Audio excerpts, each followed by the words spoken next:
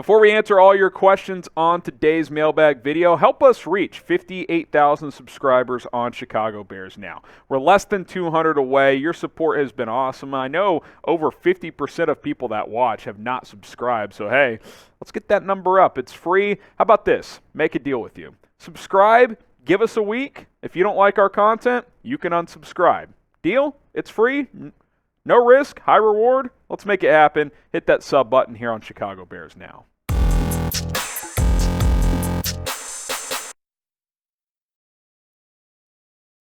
It's mailbag time here on Chicago Bears Now. I'm your host, Harrison Graham. We are set to answer all of your questions. Appreciate any super chats that come through. You can also use the hashtag Bears.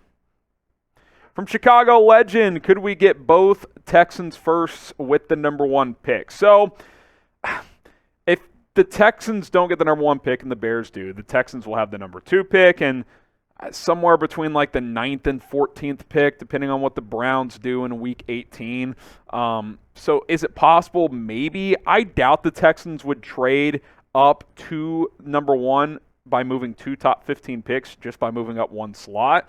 But if they like one of the quarterbacks way more than the other ones, then they might. That's why getting the number 1 pick maximizes your value if you're Chicago. From Brandon, with Poles being very patient in free agency last year, do you think he will do the same approach or start spending big on day 1? Well, if you remember last year, he threw out a big contract to Larry Ogunjobi on day 1. That deal just happened to fall through because Ogunjobi failed his physical.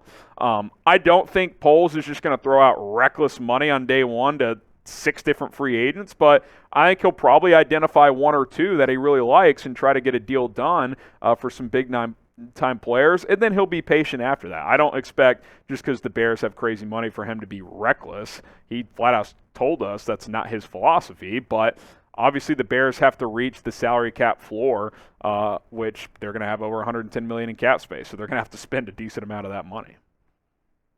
From L2 Cloud, EQ signed a contract. Yes, if you're watching this mailbag later in the week, Equanimeous St. Brown, 1 year, $1.25 million extension.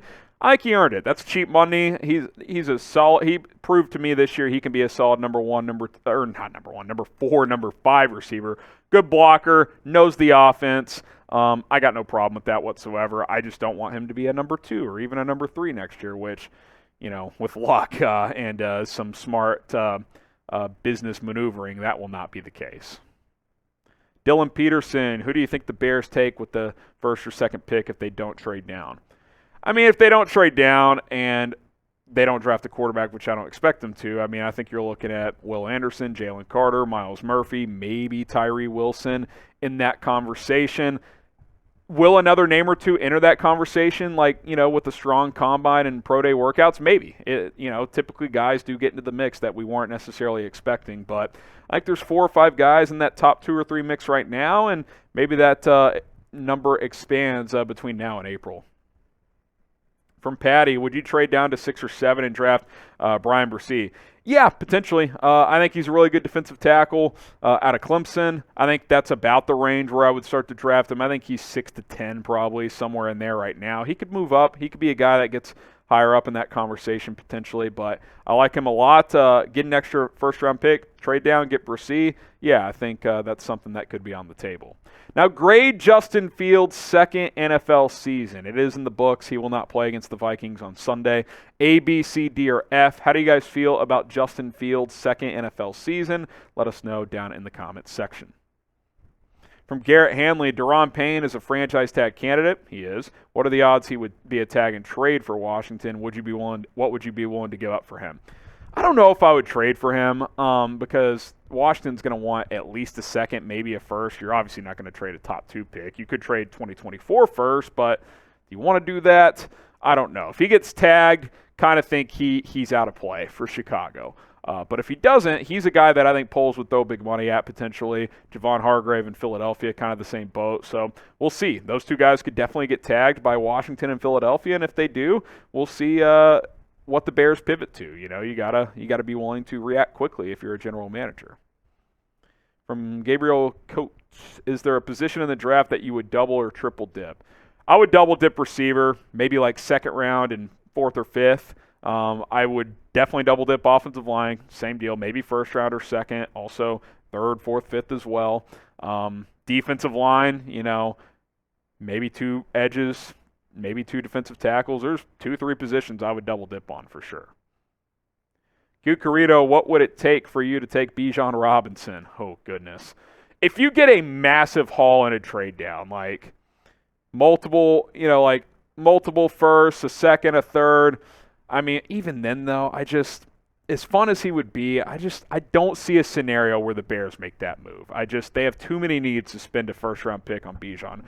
Now, if he somehow falls to the second round and teams across the league are just like, we're not drafting a running back in the first round, maybe that changes things. But I can't imagine the Bears are a team that would draft him. Ryan R., who will be the top free agents the Bears will target? I mean, Payne and Hargrave are my top 2 guys. I think if you could somehow get one of them to come in and play 3-tech, that would be huge. Do you go after a Marcus Davenport, Mike McGlinchey at right tackle? There's a few other offensive linemen I like as well. I'm blanking on some of them off the top of my head, but there's guys. Juju at receiver is a guy I would look at. McCole Hardman, a speedster with Kansas City, is a guy I would look at. So there's guys. There's more than I'm mentioning too. Just kind of got a blank going on right now. Be sure to download the Callin app and follow us on Bears Now. Subscribe for free, as very similar to Twitter Spaces. It's, I go live. You guys can call into the show, hop in the caller queue, and you guys ask me your questions, and we go back and forth. It's a lot of fun. I love doing Q&As on YouTube, but I love answering and listening to you guys talk and go back and forth. That's, kind of takes that to the next level there. So download the app for free. We'll have the download links in the description of the video, and you can also search us on your computer as well, chatsports.com/BearsCallin. From Patty, would you rather have Claypool or draft Kayshon Boutte or Jaxon Smith-Njigba with that pick?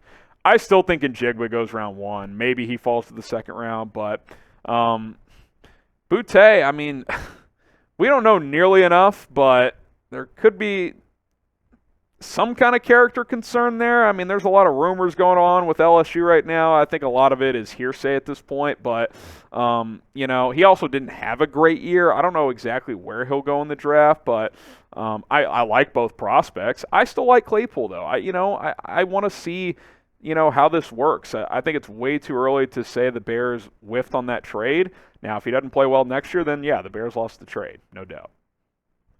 Say Shy City, rather have elite talent and Will Anderson at number 2 or trade down for their tier 2 talents?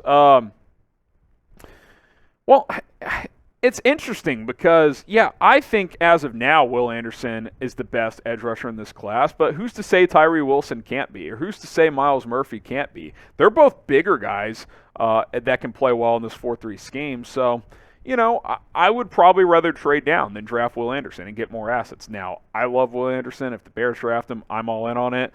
But I think trading down for more assets is probably the way to go. From Chicago Legend, if we were to get both picks, take Anderson, then trade the other one into the 20s and get a receiver. That'd be interesting. Yeah, trade down to 2. You're talking about that Texans trade down to 2, take Anderson, and then trade down from like 12 or whatever it is and draft a receiver in the 20s, maybe a guy like Jalen Hyatt sitting there, maybe Smith-Njigba in the 20s could make sense. So, yeah, I wouldn't hate that idea at all. Mark Sutt, Bears need to go after DeAndre Hopkins.